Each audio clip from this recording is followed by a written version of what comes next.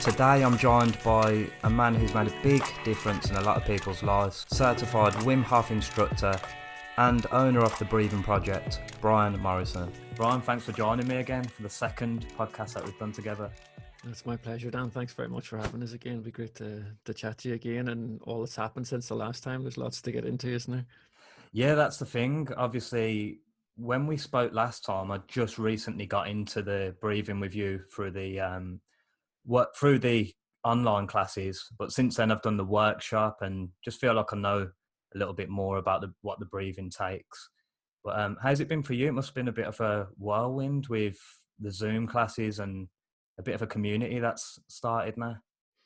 Yeah, it's a funny one, really. For me, it's been kind of it's a bit of a double-edged sword, I suppose, in that, so we started the Zoom. I started doing these online breathing classes via Zoom not long after kind of lockdown one hit, and that was kind of in a response to, like everyone was making a response to this stuff, like yoga instructors and people doing different things online. So it was a real response from me just to kind of react to that as well. I was initially kind of a bit reluctant. I was like, can this really work online? Because will this transfer, with these kind of breathing classes and the things that I do normally in groups of, in a room with a bunch of other people. I thought, is this actually going to work? So I think initially I did it just with a very small group of people just to kind of test it out, and the feedback was really amazing. And that in many ways, some people actually preferred the fact that they were in their own house. They were, some of them were doing it from bed, this type of stuff. So for some people, it was even better than doing it, in a group scenario, this type of thing. I don't think that's the case for everyone, and I think that online classes do something that's slightly different to whenever we're in a live space. But long story short, yeah, for me, it has kind of opened this whole new arena for practicing breath work with other people that just would not have happened were it not for the lockdowns. And that then has kind of forced me to think about breath work in a new way, in a different way, and to think about what my approach to teaching the method, to teaching, guiding people into their breath and all this type of thing is kind of, it's really just opened up, as I say, this kind of new arena for where I get to think about how do I guide people into breathing, guide people into deep conscious breathing, and find new ways of trying to connect and build relationships with people and get people to build relationships with their breath. So it's very much been, painful and difficult, like everyone else has gone through over the last almost year now. We're approaching 12 months, aren't we?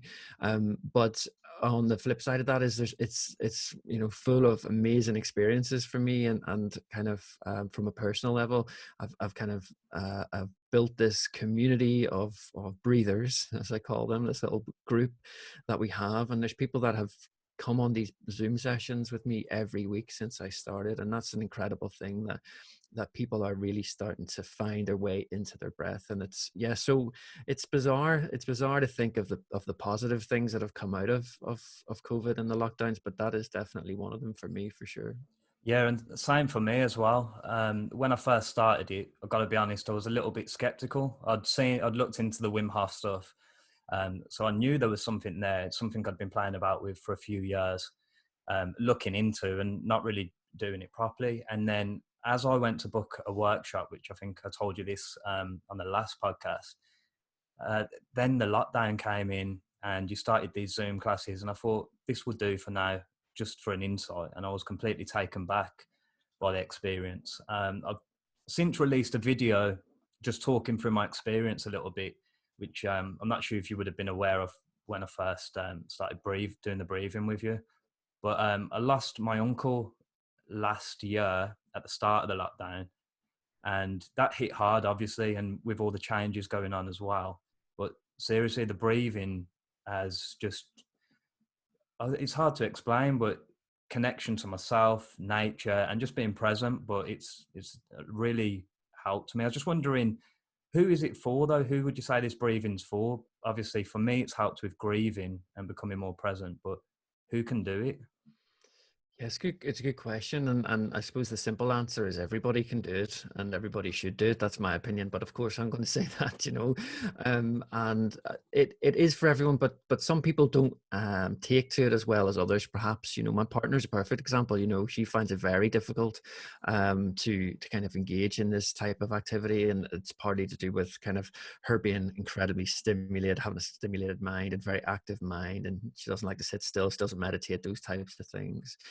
But my experience is that she's unique in that sense, that actually this is a practice that can affect and change anyone's life. And I suppose what's kind of perhaps unusual about me and about what I do is that the people that I work with could not be from more varied backgrounds. So I'm currently, I have a session once a week with a group of semi-professional boxers, through to I work with an MS Society of people suffering from multiple sclerosis. And then I have my Saturday sessions, which is, predominantly kind of, groups of people that would maybe seek out things like yoga and wellness and all this sort of stuff. So I have a real range of clients, for lack of a better word, of people who come to me to kind of learn and experience deep conscious breathing. That's really interesting as well. So you've been involved with the MS Society. How's that been going? Yeah. So I was invited to put together a 8-week course for those guys to. I mean, as much as anything, I think initially it was about trying to find ways for them to manage multiple sclerosis. So it could be anything from meditating and physical exercises and these types of things they do. And someone reached out from an MS Society down in Kent, and I put together this 8-week program where we cover kind of a mixture of kind of educational type stuff, learning about the breathing processes and why it's important to check in with your breathing and those sort of things, but also then a whole series of kind of practical based things. So lots of different breathing techniques. So each week we kind of look at a different breathing technique and look at how it affects the body and those sorts of things.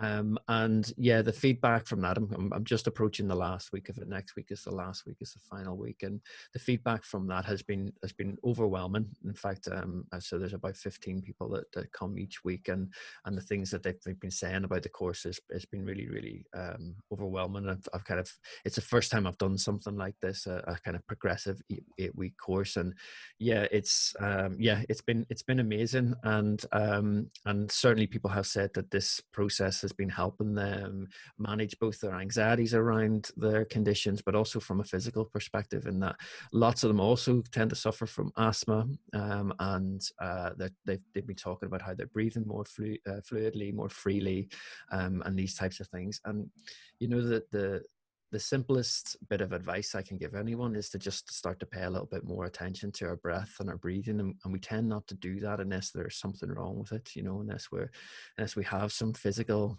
obstruction or something like that. And just the act of paying attention to your breathing and becoming more aware of how it is at any given moment suddenly allows you to improve that relationship. And when we improve that relationship, we also improve the functionality of it. And if you can just continue to kind of level that up, you bring exercises in there, you find time to breathe deeply and fully, and you start to improve all of these physical functions in the body. And from that, you improve your mental functions in the body also. So for me, as when I discovered this stuff, it probably would have been a leap for me to kind of really understand just how powerful it can be. And it takes the kind of the process of running through it, of doing these things before you really can, it takes the experience. You need to feel something, you need to experience something before you really can realize just how powerful it is, as I know you have, Dan. You've told me before in the past you've felt it. Yeah, it's been a bit of a journey as well because, as I said, just it's the first time I experienced it, it was quite overwhelming. I've had times in these sessions where I might just have a smile and you don't know why. And then there's times when I've been crying, but I'm not thinking of anything in particular. Obviously, I've said it's helped me through grief, but it's not as though I'm thinking about anything in particular. And I've had tears, but I've had so many benefits each time. It feels like it helps me deal with something that maybe otherwise I would have just swept under the rug. Mm. And it's great to see the community that's now being created because you just look at people in there and you're thinking, everyone's just trying to make a difference to themselves. And I think the analogy for me in it is, we discussed before where you mentioned about, I think it was the nervous system and how it's autonomic, but then the breath is something we can control. And that's just a great analogy for what this actually is anyway, is taking control, especially now with the external. Yeah, so I just think it's awesome that people are doing that, isn't it? They're taking the Mm. power back into their hands. Yeah, yeah, absolutely. Couldn't agree more. And that's very much was my own process. That this is, about finding some control in an otherwise kind of chaotic situation. And even before, lockdowns and COVID and all that stuff, life was chaotic. Life is, Yeah, is hectic. It's not like everything's wonderful before COVID hit. Everything was stressful and challenging and all these things already. So it was a long journey for me into this practice to realize that yes, you can actually take control of your life by taking control of your breath. And that sort of sounds a bit like something you might see on a t-shirt, but it's true. It's yeah, absolutely true. And it is, as you mentioned, directly related to how our body functions. So our central nervous system is the thing that basically controls everything. It's our central nervous system, regulates our temperature. It kind of decides how well we digest food. It affects our blood pressure, our heart rate, everything. Glucose production. All this stuff. Everything that happens is regulated by the central nervous system, and all of those functions in the central nervous system, we have no control over. We can't decide to speed our heart rate up or lower our blood pressure. We can't consciously control any of those things. But one of the things that we can control that is directly connected to the nervous system is our lungs. We can decide how rapidly we breathe, how much oxygen we take in, and how much carbon dioxide we blow out. We can decide not to breathe, and we're the only species that we know of that can do that. Every other species of breathing animal has no conscious control over the breath. You have things like sea mammals, like dolphins, of course, who will hold their breath and then breathe, but that's a response to the environment. It's not a decision, not a conscious decision. So we're the only species that has that control, that we can make the decision to not breathe or to breathe in different ways. And there is very little, if anything, in the body that is not there for a reason. If you think about all of the things that are in the body, every little unique cell in the body is there for a reason, and it does something. Everything in the body does something. So why would this be any different? Why would the fact that we can control our breath just be there for no reason? Well, it wouldn't. It must be there for some reason. And I don't know what all of those reasons are, but I do know that whenever we take control of our take conscious control of our breathing, that we can change things. We can change things about our physical state. We can change things about our awareness. We can change things about our emotional state. We can also change things about our mental state. All of these things literally can be changed through taking different approaches to our breathing, be the chemistry in our body, how stress hormones are released, how the temperature of the body. All these things can be changed, and we can feel it. We cannot, and that's the real beauty about this practice. It's not abstract. It's literal. If you breathe rapidly for 30 breaths, you're going to feel warm. I can guarantee it. And so you can find that. You're also going to feel dizzy. You're also going to feel tingling in your fingers. So you can feel these physical changes happening in the body, which is a bit like confirmation that something is happening.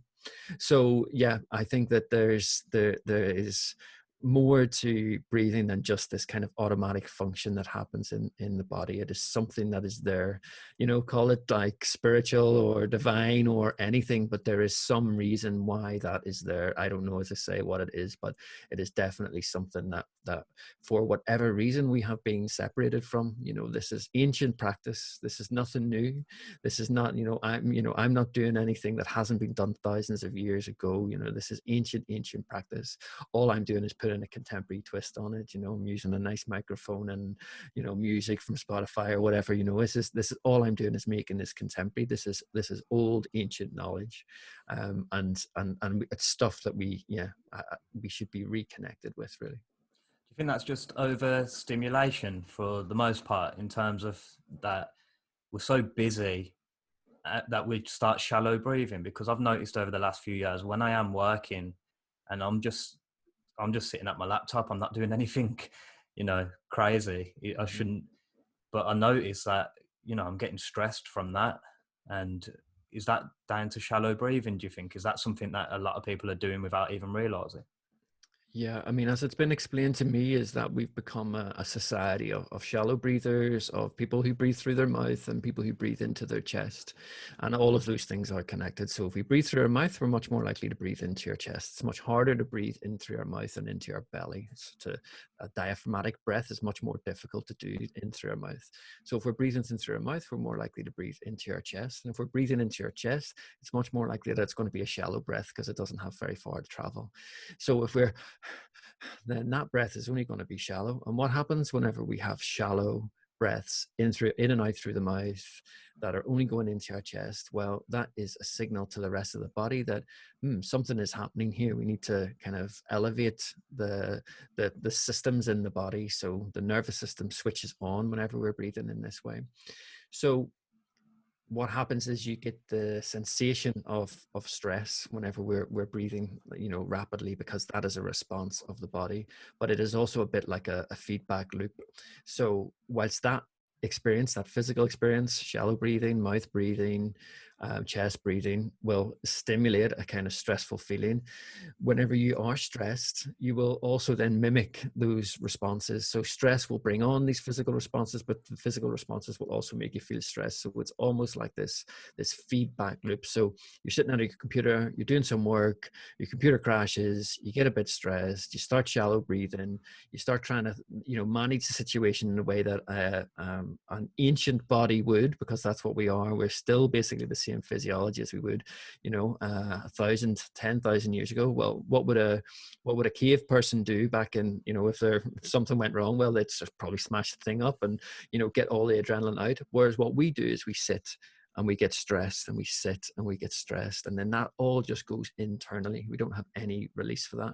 This is why road rage is so prevalent, because we get all of this adrenaline, we get this burst of adrenaline, this fight or flight response, and rather than fighting something off or running away, we're just stuck. We're sat there, and so we shout and we swear and whatever else. And this is the release. This is the body's natural release that we're trying to shake off this tension and stress. So it's there's lots and lots of reasons why we are a society of chest breathers and mouth breathers, but this kind of continual stress is what we experience now. These kind of continual symptoms of stress, and we don't even recognize it as stress for the most part. If you're flicking through Instagram and you see something, you see a picture of something that irritates you in some way, that's stress. That is stress coming into your body. If you get a nasty email from a colleague, that is stress entering your body. Or even someone's passive aggressive to you in the supermarket, that is stress entering your body. And it's just constant little drips of stress that we're experiencing at all times. Yeah, and we obviously get that a lot anyway, for like with work and, like you say, with social media. But right now, with people, with a lot on the line for people, and then with the sensationalist media, you only have to scroll through social media very briefly, probably until you're in that state. One thing I picked up, well, one of many things I picked up from the workshop we did, because when things were up and running for a little bit, we were able to do the ice bath and the cold exposure. And I remember I'd never heard it before, but you said about, I think it was breathing in 4 seconds, then breathe out 4 seconds, and you do that 4 times. And then we just slowly extend how long we breathe out for. I'm sure you'll explain it a lot better than me, but I think we originally, did we take our pulse and we were seeing if we was in a stressed state, and a lot of people in that room were. And then we did that exercise, and everyone then did it again, and we were all calm and relaxed. And it's mad, because since you've said that, I do it before coming on the podcast a lot of the time, and it just calms me down and just ready for the podcast. I was wondering if you could talk us through that, and maybe I could try it what's on here so people could join just to Absolutely. see. Yeah. So what you're talking about there is, there's a few different names for it really, but one of the ways that I describe it, as it was taught to me is a down regulation protocol. So this is about down regulating the nervous system. So we already talked about the nervous system. So the autonomic nervous system has two strands. I mean, it actually has three strands, but for the sake of ease, let's say two strands, which is your kind of fight or flight response, which we'll all have heard of, and then you have your rest and digest response. So this is your sympathetic nervous system and your parasympathetic nervous system. And at any given point, we'll be in one of those two things or hovering around the middle. So when we're in fight or flight, this is just as we were talking about. These are your stressful moments that someone pulls out in front of you in the car. That's you, bam, straight into fight or flight. That's whenever all of the systems in the body, the central nervous system takes control, dilates the pupils, restricts saliva production, induces adrenaline into the body so that you're ready to react to any given situation. Then we have the reverse of that, the opposite of that, if you like, which is your rest and digest, your parasympathetic system, where everything slows down, pupils dilate, saliva is produced, we're getting ready to digest food, ready for sleep, all these natural processes that go through the body. And the down regulation protocol that you described is really to help us move into this parasympathetic state, this relaxation state.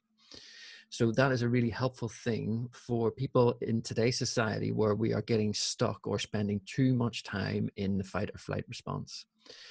So for many people, as I mentioned, that we're getting stressed, we're constantly stimulated, and we're ending up in these kind of mild, if not severe, kind of fight or flight responses when we shouldn't be in them because we're just sitting around, on our laptops or whatever we're doing. We don't actually have something significant enough to respond to.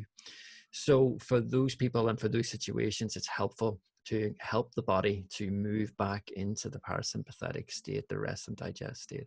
And this breathing technique is something that can help us do this. So when you were talking about how we measured the shift, it wasn't the pulse necessarily, or your pulse would also give you a good indication of that. What it was is a thing called the breathing rate. So this is simply how many breaths you take in a minute, how many in a natural situation. So if you want, we could do both of those things if you think that would be a nice thing to do, where we can take your breathing rate and then we can do the down regulation protocol and then see if we can't change the breathing rate down. So Yeah, that would be awesome. And then if anyone wants to join in, if anyone doesn't, they can just skip 1 minute yeah, in sure. and then see how much calmer we are. So I just need to get a timer ready. So yeah, so basically the technique for counting your breaths is actually, there is a technique of doing it. So what we don't want it, we want this to be as honest a number as possible. Now, you're doing a podcast, so you might be slightly more elevated than you would be if you're just sitting around in the house listening to a podcast, which some other people will be doing, of course. So, it'll be interesting to see where your number are, especially if you did some of the breathing before, maybe your number has dropped. But the technique really is that, as I say, we want this to be as honest a number as possible. So we don't want to kind of try to go into a meditative state here. We don't want to try and lower the number or calm the breath. We're trying really just to observe the breathing as it is right now, to give us an honest and open number. And how we do that is we keep our eyes open, we look around the room, we stay kind of stimulated, that we're not trying to kind of, center ourselves or anything like that. We just keep our eyes open and kind of pay attention to our breath. So when we start the minute, it's in and out is one breath. Okay.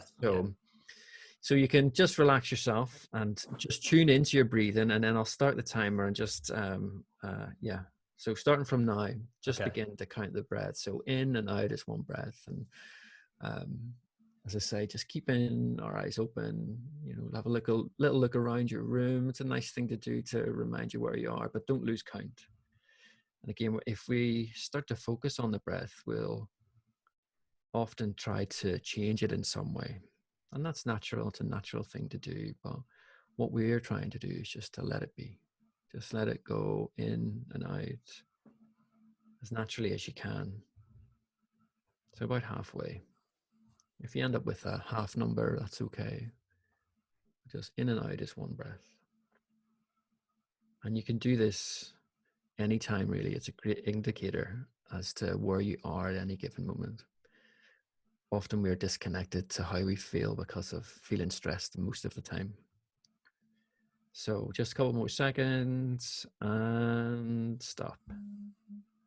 So That was like 11 and a half. 11 and a half. Yeah. Yeah. Okay. And I So did feel myself I was trying to just carry on breathing as I was, but I was slowing it down, I think, a little bit without meaning to. sure, and that's normal. I think that especially in these situations that's going to slow down. But if you're to listen back to this, or you're doing it as we have done, again, this is just try to be as honest with yourself. This really just gives you an indicator where you are. So 10, 11 is kind of average, but generally speaking, that's still an elevated state. So you'll be creeping into kind of fight or flight with 10 breaths. So under kind of 10 is really a more optimum place to be, really. Yeah.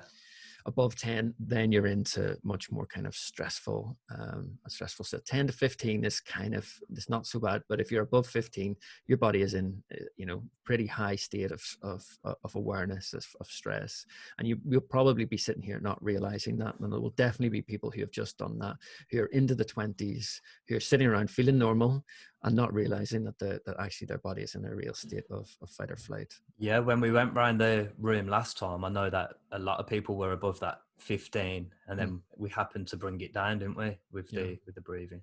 Yeah, so let's do that. Let's do that Okay. now, and then see if we can't change that. So the protocol, just to explain, just to remind you and anyone that's listening, that what we're doing here is we're breathing in through the nose and out through the mouth. And when we breathe in, we're going to continually breathe into the count of 4.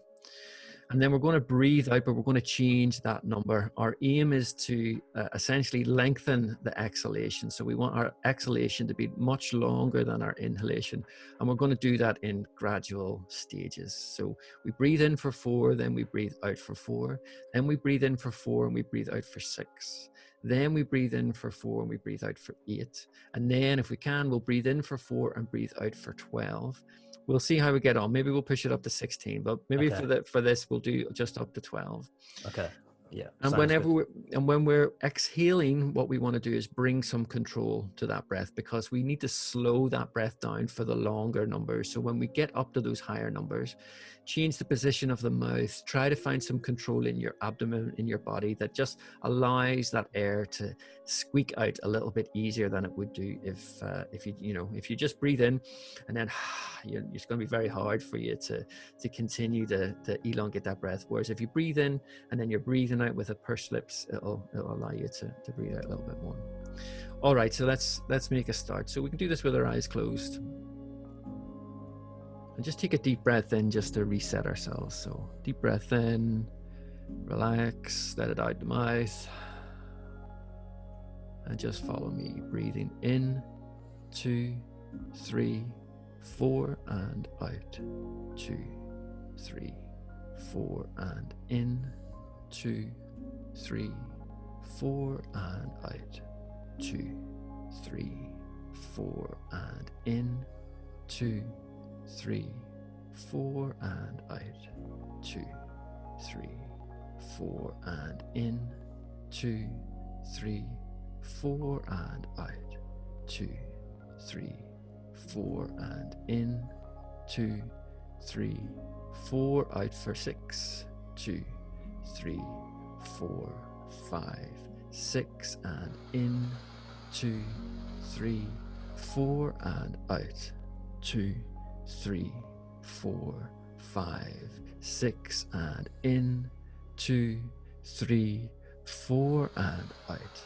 2, 3, 4, 5, 6, and in.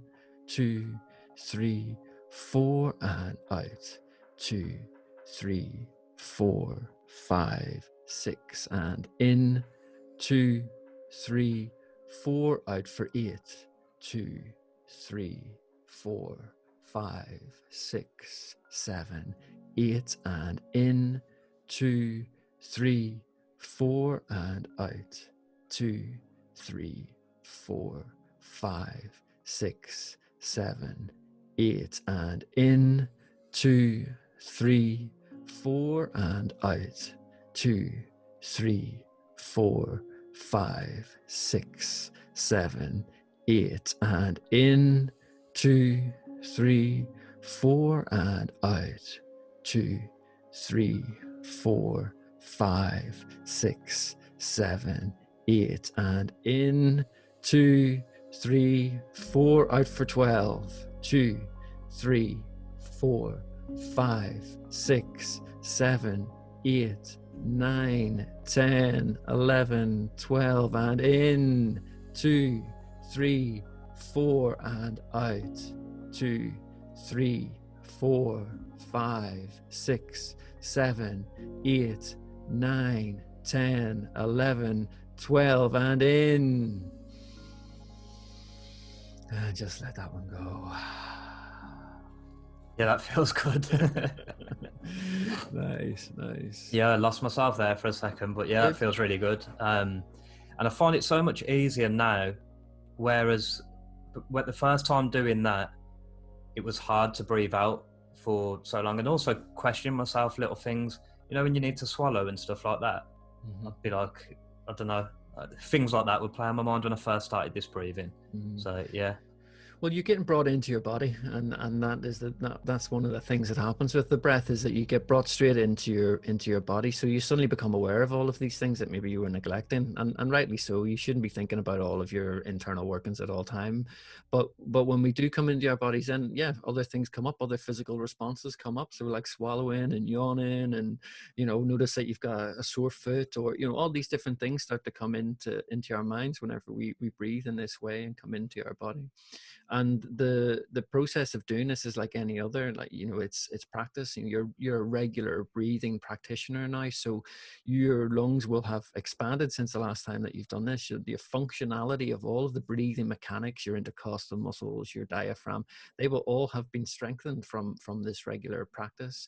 So there's going to be changes since the last time you've done it, both from a psychological but also a physiological perspective also. So by being consistent, you're going to see better results as time goes on, would you say?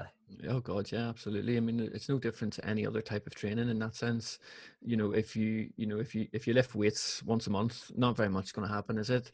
But if you're lifting weights every day, you're going to see a dramatic difference. And this is the same with breathing. If you're taking the time to breathe deeply and fully, regularly, every day, every other day, a few times a week, whatever, you're going to see a massive increase in your ability to breathe more cleanly, more deeply, more fully, with more fluidity, all those sorts of things. And there's lots of research that suggests that there are aspects, components of the breathing mechanism, so the deep areas of the lungs, for example, that are really hard to get access to. So even if you're really fit and you're doing lots of kind of intense physical exercise, unless you're doing some conscious breathing, it is unlikely that you're going to get into some of these areas into the body. So just by so that's how we normally exercise our lungs, right? It's through exercise we get out of breath or whatever. But if we do this practice where we're actually just sitting still, breathing deeply and fully, you're going to get access to parts of the lungs, parts of the body that you just is very difficult to get access to otherwise. So that means everything opens up, everything functions a lot better, cardiovascular system works a lot better, your heart is healthier, all sorts of physical benefits from deep conscious breathing. So yeah. It is crazy how different I feel now to before we did that breathing. I'd love to know if Shall we do anyone the else. Shall we do the rate? Shall we Yeah, see if your numbers come down? Maybe. Yeah, it's yeah, not and the most exciting 1 minute for anyone, but at least it'd be interesting to see if it's changed. Sorry, man. yeah, and if anyone else has tried it, if I'd love to hear how they found it, because yeah, I can feel the difference. So yeah, let's try that and count All right. the breaths again. So same again then. So we're not just starting from now. We can just start counting them, but again, we want to try and keep it as much as a level playing field as possible. So again, we're not trying to change anything. We're not trying to slow the breath down deliberately. What you'll probably find though is that because we've done this breathing protocol, that the breaths are harder to see. The breaths will become more deep and less noticeable. And this is again because of how full the breath is, how much the body has opened, but also how we have kind of down regulated the nervous system. So even becoming aware of what the breath is doing becomes much more difficult. And I've had I do this a lot. I do this little test, and I've had people come down as low as 1 and 2 breaths, which is just in a minute, which is nuts. 10 more seconds, Dan, and then you can let me know where you are. And you don't need, just be honest with it as well. You're in a pressured environment. All right, that's time. How many Uh, was that? 5. There you go. So, That's it's that's bonkers, isn't it? nuts. Isn't Yeah, it crazy? but I can feel it as well. I can feel the difference. Obviously, maybe nervous energy you don't even realize is there built up, and I can see why a lot of athletes have used this before, stepping on the big stage. I know that Wim Hof's worked with some MMA fighters, and like you say, you've worked with boxers. What difference have they seen with incorporating that into their sport? Yeah, for me, there are people who are kind of you can use the breathing for all different types of stuff, and there are people who kind of focus specifically on athletes, and finding ways to get a bit of extra out of their performance. And I know a little bit about that, but not loads. Really, what I'm about is kind of the emotional connection. So I've been working with these boxers as exactly as you describe. It's about kind of trying to kind of find points before big fights that they are able to kind of control their emotions. And of course, you don't want to be like a Buddhist monk walking into a boxing match, but the stakes are so high before a fight that adrenaline is often like peaking. And it's not just about immediately before the fight that they use these techniques. It's actually in the build up to it. And for anyone who spent any time with people who have been involved with combat sports, is that the lead up towards the fight is often much worse than the fight itself in terms of their kind of emotional state. Most of them will talk about, well, once I'm in there, it's fine, but it's the lead up. And what we're seeing now quite often is that they have to be in isolation. So they're on their own leading up to these professional fights, so that they don't maybe they've got their trainer, but they're spending a lot more time on their own than they would do normally. So they've only got the fight to think about. They've only got their thoughts. So these techniques are really, that's how I'm employing them now for these guys, is that this is a time to kind of try to down regulate the system whenever you don't need that extra adrenaline. Right before the fight, you need it, and during the fight, you need it. But leading up to it, that's a time whenever it's better to try and stay nice and relaxed. So yeah. Yeah, I can imagine it helps big time, because there's a lot of nervous energy, and you see a lot of these fighters go all out in the first round, and then there's an adrenaline dump, and then they struggle. Then it doesn't matter how fit they are, it's hard to overcome that. Like you say, you're in your head a lot before the fights. One thing I wanted to touch on as well, which we didn't talk about much last time, is the cold exposure. Obviously, I came to the Wim Hof workshop with you. We did the ice bath. Since then, I've been going to some amazing places. I found somewhere in Brecon. This was before the lockdown again. And it was like waterfalls. Me and my girlfriend, we walked down trying to find a little spot where there weren't as many people. And I couldn't believe it was in the UK. We did our breathing, got in there, felt absolutely amazing. We've done it I think you've been there as well, the Shropshire Reservoir. That seems to be like a hot spot for doing that. Excuse the pun, the irony. Mm-hmm. Yeah. I mean, cold exposure comes in many shapes and sizes, doesn't it? And if anyone follows me on social media, they'll see that I had my ice bath in my back garden during that kind of cold snap that we had in the snow and I've just all that. ordered one, so I'm waiting for Brilliant. that to get, because we've not got a garden, so we've got the balconies, and I'm just going to put that on the front, and hopefully while the weather's still cold. Yeah.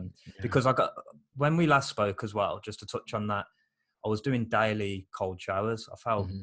unreal, the productivity I was getting from home. And I think around the time we spoke, I think it was just after, I did a 10-minute cold shower. Mm. We've since moved, and the showers, it doesn't go hot, it doesn't go cold. I've tried messing with it. So yeah, it goes cold, but not Not cold so, enough. no, not after what I was used to at the other place. So I'm just going to Mm. do the ice bath from now on. That's a good idea. Yeah. So as I say, cold exposure comes in lots of different ways, and the cold shower is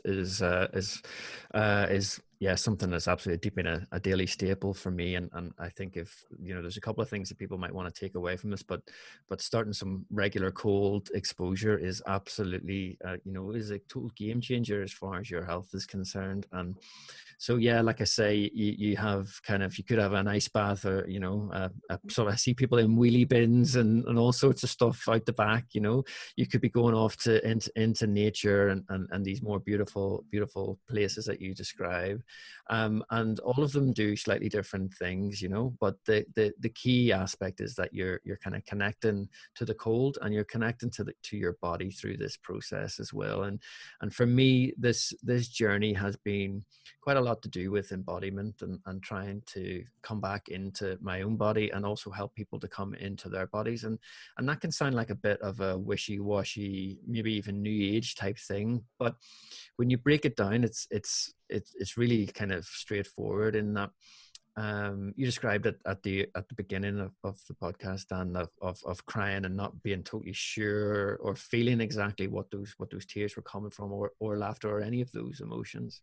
And this is in part because of how disconnected we are with our bodies. And this is not pointed at you, this is everyone, including myself. We're becoming again a society of we're totally disassociated from our body, and the physical responses of the body. And when that happens, we become unaware of what is going on in our body. We become unaware that we're sick, either from emotional stresses or physical stresses. We become unaware of all of these little niggly things. And one thing that changes that is the breathing that we've already discussed, but also the cold exposure. Aside from all this, I'll not bore you with all of the physiological benefits from going into cold water that come from doing this. But one of the things that is so interesting to me is about how it reconnects you back to your body. You get into a freezing cold ice bath in the middle of the winter, you're going to feel things in your body that you've never felt before, because there is no hiding from it. Every part of your skin has a thermoreceptor on it, so every single inch of your body is going to feel that cold. So you're brought directly into your body. And that is a really, really helpful thing, especially for people who are more and more, it's becoming more and more common that people are being disconnected from our bodies. So yeah, as I say, there's literally endless benefits of cold exposure from a physiological thing. But for me, it's a really incredible thing to just be reconnected to your physical body.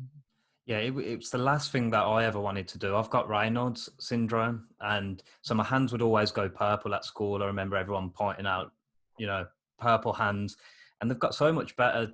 Like, they were getting better before the breathing as well. I'm not sure if that's down to diet or just whatever, but so the last thing I'd want to do is cold exposure. But I've found amazing gains from it, and you go in there, and I've seen people lapse concentration just for a second, and once you do that, and I've done it, and it makes you present. You have to really take it serious and respect the cold, don't you? I think. Yeah. There's no hiding. There's no hiding from No. the cold. And what I often see in the workshops that I hold is that you get the people who want to beat it, who think that it's a fight, it's a challenge. It's like, I'm gonna stay in here and beat the pain and this type of thing.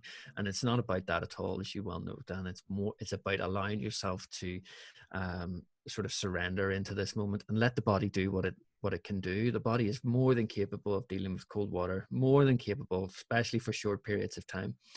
So we just have to let those natural processes happen. But if you're tense, if you're trying to fight it, if you're trying to win, you're going to lose. You're going to lose. The cold water will defeat you. But if you can just find your way to ease yourself into this practice, into this process, then all sorts of amazing benefits can happen for sure. Yeah, I'd recommend, because some people say, "Oh, I can't do it," but for me, it was literally 30 seconds cold shower at any time whilst taking a shower, even if I heated it up at the end. Then eventually I started doing 30 seconds at the end of the shower, and it just slowly went like that, where eventually I started saying I'm only having cold showers. But thanks again, Brian, for coming on the podcast. We could talk all day. I've got so many questions for you, but I really appreciate your time and appreciate what you've done for me and my family. My mum joins the breathing every week, and she's been on it. She's been dedicated to it, and it's helped us massively. I can't thank you enough. It's my pleasure, Dan. That's wonderful to hear. Yeah, it's amazing how disconnected we are, but it's also connecting us with so many other people. So that's great to hear your mum's on it. Yeah, both my parents do it actually, and they never did any of this stuff before. So yeah, it's beautiful thing. That's Thanks for having awesome. us. I bet you never imagined it would, like the lockdown would do this and you could connect with so many different people. Yeah, like I say, said at the beginning, it's a kind of double-edged sword, isn't it? There's so many positives that have come from this, otherwise pretty negative situation. So yeah, yeah. I highly recommend everyone to check out your classes. Obviously, the first one's free, and that's how I got into it. And eventually, hopefully, we'll get back to them workshops. But again, thanks for joining. And if anyone did try that breathing, I'd appreciate hearing about it, seeing if they also felt relaxed. But yeah, cheers, Brian. My pleasure, So. mate. Cheers.